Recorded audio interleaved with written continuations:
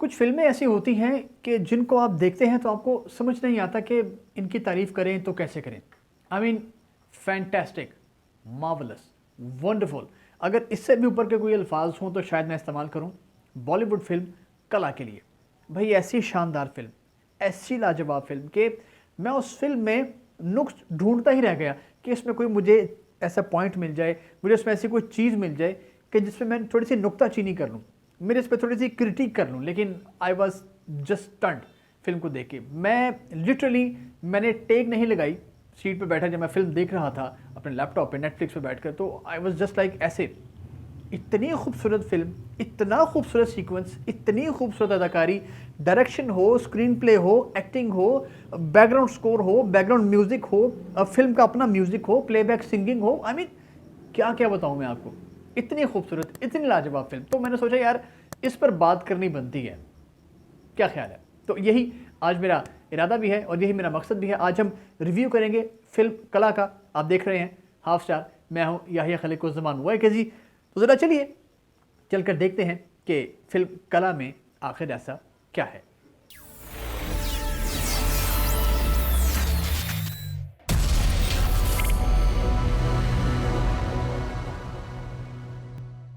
दोस्तों शुरू करते हैं स्टोरी से। It's fantastic.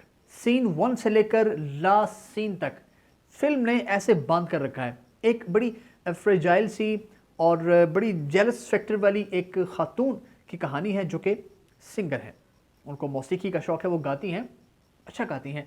ये उनकी कहानी है। वो किस तरह से सिंगिंग में आती हैं, प्लेबैक सिंगिंग में वो किस किस सिनेरियो से गुजर के आती हैं, उनको किस किस मसले का सामना होता है, उनको क्या क्या परेशानी होती है, जेलस फैक्टर होता है, उनके अंदर ही अंदर जो खलिश होती है, जो खला होता है, वो क्या होता है, जो जो एक पॉसिबल चीज़ हो सकती है एक आर्टिस्ट को लेकर, वो पॉसिबल चीज़ें उसमें हैं।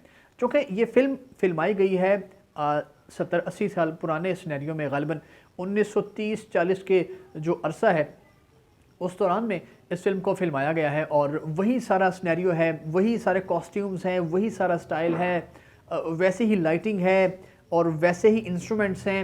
I mean everything is top notch, up to the mark. अच्छा, कहानी का हम जिक्र कर रहे थे कि वो सिंगर हैं तृप्ति दिमरी, और वो किस तरह से आई हैं।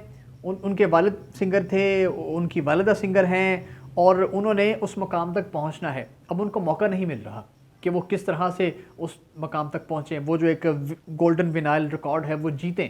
वो किस तरह जीतेंगी और उनमें क्या क्या खामियां हैं, क्या क्या कमियां हैं, उन पर वो किस तरह से ओवरकम करती हैं, नेगेटिव तरीके से या पॉजिटिव तरीके से, ये सारा उस फिल्म में दिखाया गया है from scene 1 to last scene.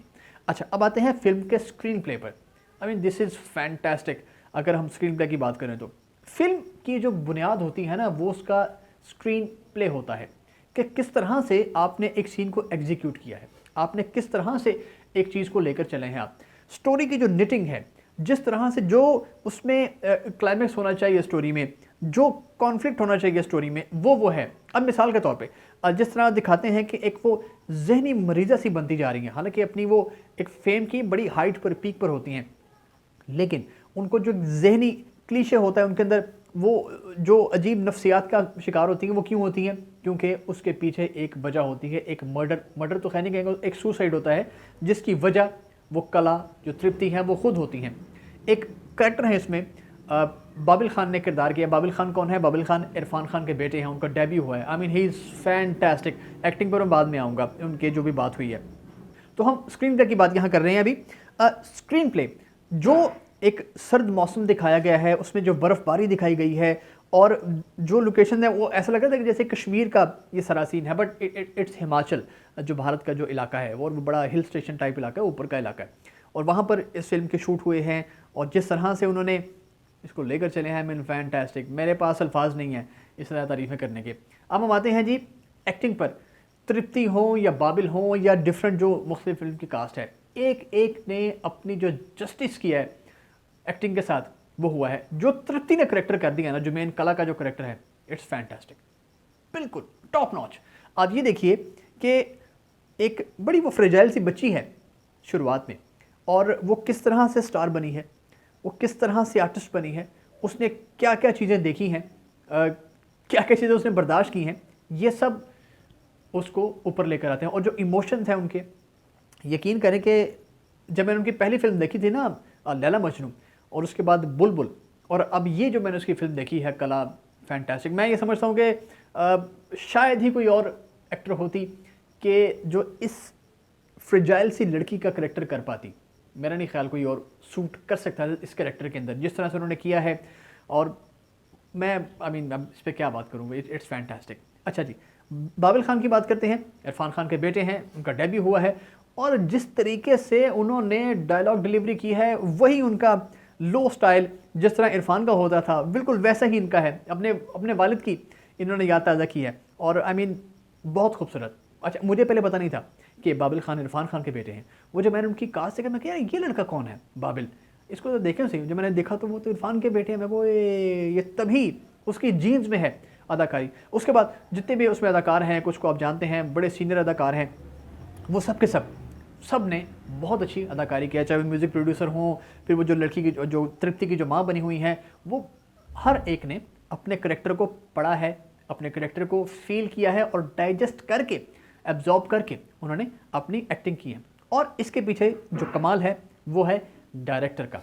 ये डायरेक्टर ही होता है जो कि एक एक्टर के अंदर से उसकी फुल पोटेंशियल बाहर निकालता है। मुझे ये लगता है कि जैसे एक एक सीन की 10-10 टेक्स ली गई होंगी, इतनी परफेक्शन है। आप कोई लूप रहेगा ही नहीं। आप मुझे कोई फिल्म में नुक्स ढूंढ कर दिखा दें, मैं उस पर दोबारा एक वीडियो कर लूँगा। जो नुक्स आप मुझे ढूंढ कर बताएंगे इस फिल्म में से, कुछ मिला ही नहीं मुझे। एक एक अदाकार ने एक्टिंग की है। अन्विता, उनके बारे में बात करता चलूँ, उन्होंने फिल्म बनाई बुलबुल, तृप्ति उसमें भी थी, अब उन्होंने बनाई है कला। वो अब उन्होंने अपना एक जॉनर क्रिएट किया है। ना आप उसको हॉरर कह सकते हैं, ना आप उसको म्यूजिक कह सकते हैं, ना आप उसको ड्रामा कह सकते हैं।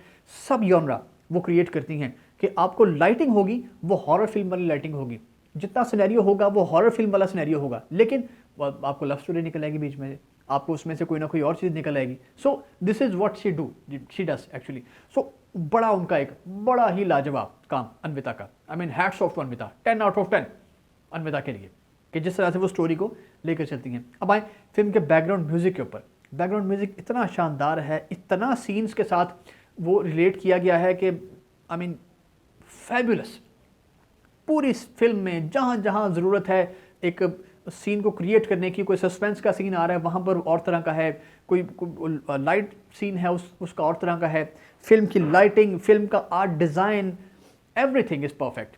म्यूज़िक की बात करें, मैं पहले बताया आपको कि 1930s 1940s के एरा की वो फिल्म है, और जो म्यूज़िक इंस्ट्रूमेंट उस दौर में हो सकते थे वही हैं, वही पुराने विंटेज माइक, वही म्यूज़िक के इंस्ट्रूमेंट, वो तानपुरा और सितार, और वो ज़ाइलोफोन बज रहा है। वो गाना है बड़ा खूबसूरत, वो घोड़े पर सवार है, वो आप देखिएगा उसमें वो जो ज़ाइलोफोन बजता है वो बाकायदा दिखाया भी गया है, ज़ाइलोफोन बज रहा है। फिर शौक, बड़ा खूबसूरत गाना है। और शायरी ले लें आप, उसकी शायरी भी पुराने दौर की लग रही है आपको, और उसका म्यूज़िक, उसमें सिंगिंग नए दौर का कुछ भी नहीं है। नो ऑर्केस्ट्रा नए म्यूज़िक का, no electric music, no nothing else. पुराने क्लासिक म्यूज़िक और क्लासिक इंस्ट्रूमेंट सारे के सारे। और फिल्म का जो मैसेज है वो ये है कि जो भी होता है, एक जो इंडस्ट्री है, फिल्म इंडस्ट्री हो या कोई भी जो ग्लैमर इंडस्ट्री होती है, उसमें जो जो भुगतना पड़ता है एक फ़ीमेल स्टार को ऊपर आने के लिए, वो सब उसमें दिखाया गया है। वो चाहे सेक्सुअल हैरेसमेंट हो, या वो फिज़िकल हैरेसमेंट हो, या डिग्रेडेशन हो, जो जो प्रोड्यूसर्स करते हैं अपने पैसे के ज़ोर पे, वो सब उसमें दिखाया गया है। कला के साथ भी यही होता है, उसको सेक्सुअली वो अब्यूज़ किया जाता है, इस्तेमाल किया जाता है, फिर उसको वो ऊपर आती है, वो करती है। इसी तरह वो जो एक बाई उसमें दिखाई गई हैं, वो उसका एक करैक्टर है, वो बड़ा उसमें दिखाया जाता है कि यार ये औरत को किस तरह डिग्रेड वो कर रहे हैं। फिर जो एक हेट का आंसर होता है औरत के अंदर, वो उसमें दिखाया गया है। जो एक जेलसी का फैक्टर होता है वो उसमें दिखाया गया है। और उसमें ये दिखाया गया है कि कामयाबी अगर आप हासिल करना चाहते हैं ना, तो अपने दम पर कामयाबी हासिल करें। किसी को उसकी टांग काट कर, उसको ज़िबा करके, या कोई आपकी वजह से मर जाए, तो ऐसी कामयाबी, लाशों के ऊपर चढ़कर कामयाबी नहीं होती। आप जंगे नहीं जीत रहे, आप आर्ट में जा रहे हैं, आप अपना फ़न दिखाना चाहते हैं। सो वो जो करती हैं बाबिल खान को जब उनके दूध में कुछ मिला देती हैं, उनकी आवाज़ चली जाती है, फिर उनकी जगह पर उनको गाना गवाया जाता है, फिर वो ऊपर चली जाती हैं, तो वो बाबिल बार बार उनके ख्वाब में आते हैं, उनके सामने आते हैं, उनको हेलुसिनेशंस होती हैं कि ये जो तुम्हारी कामयाबी है ये मेरी वजह से है, क्योंकि मैं मर गया हूँ, मेरी आवाज़ चली गई है, मैंने खुदकुशी कर ली है, तो अगर तुम ना होती तो यहाँ आज मैं होता, मैं नहीं हूँ इसलिए तुम हो। तो ये दिखाया गया है कि जब भी आपको सक्सेस चाहिए तो डोंट गो कि अपने कंपेटिटर को आप उसको मार दें, कत्ल कर दें। आप अपना फोकस करें, आप अपनी उसमें चलें, आपका टाइम आएगा, आपका पजल फिट होगा, आपको कामयाबी मिलेगी, लेकिन अपनी कंसिस्टेंसी के साथ चलें, किसी को धोखा ना दें, किसी को मारे ना। सो दिस वॉज इट, ये कला थी। इसकी कहानी, इसका मैसेज, इसका म्यूज़िक, इसकी कलरिंग, इसकी grading, I mean lighting, direction, acting, सब कुछ टॉप नॉच था।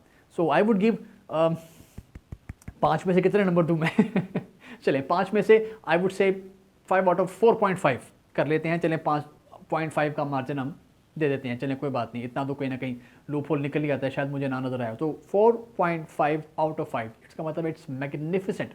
सो दिस वॉज इट, ये था कला का रिव्यू। उम्मीद करता हूं आपको पसंद आया होगा। वीडियो अच्छी लगी हो इसको लाइक और शेयर जरूर कीजिएगा और हमारे चैनल हाफ स्टार को सब्सक्राइब कीजिएगा। मिलते हैं अगली वीडियो में।